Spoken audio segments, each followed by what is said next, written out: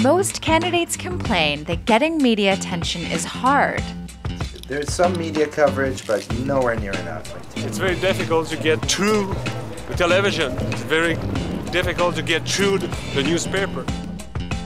That's because the media are an elite society. And if you're not shaking hands with the Dalai Lama when he comes to town, you're not even on the media's radar. But Dylan has found a vehicle for success. He's customized his car to run it on used vegetable oil. And with all the French fries Montrealers eat, his fuel is cheap, abundant, and a green source of energy.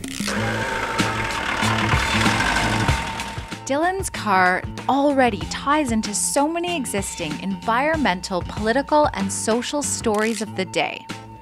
So, if you want to get media attention, you just have to find your hook.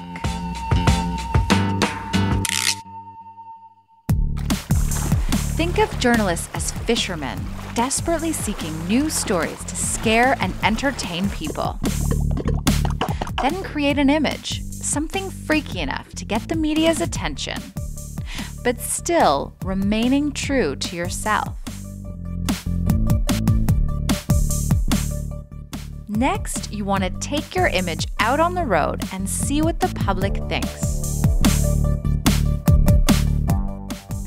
And then if you can, you might want to seek advice from a professional.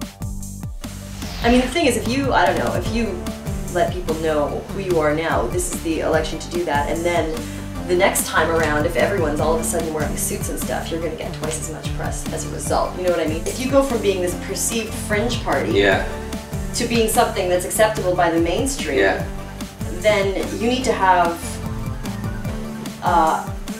a vision of you that's already established in order to go through transformation, in order to go through a perceived public transformation. Yeah, I'm thinking, I mean, my hair's already lost, I had a beard and longer hair. So I'm already, you know, but hopefully my car will look better next.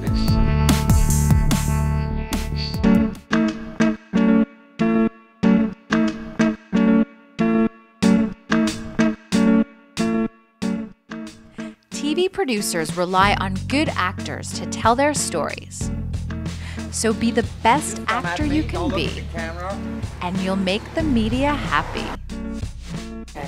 So what I'm going to ask you to do is I'm going to ask you to get in your car and go around the block, and we're just going to get a shot of you coming down the street, parking your car, getting out of your car, and I think Heather asked if you might bring some oil just to fill up your car. Why don't we do that first? Why don't I maybe fill up the silver car, and then I guess you want me to drive around the green car?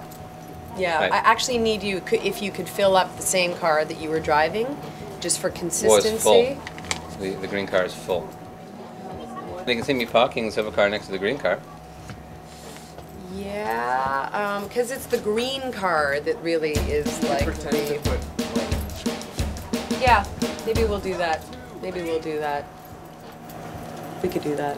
Think you really? So, do you have your oil with you? Yes, in the car. So we can go outside. During your interview, be sure to speak in sound bites.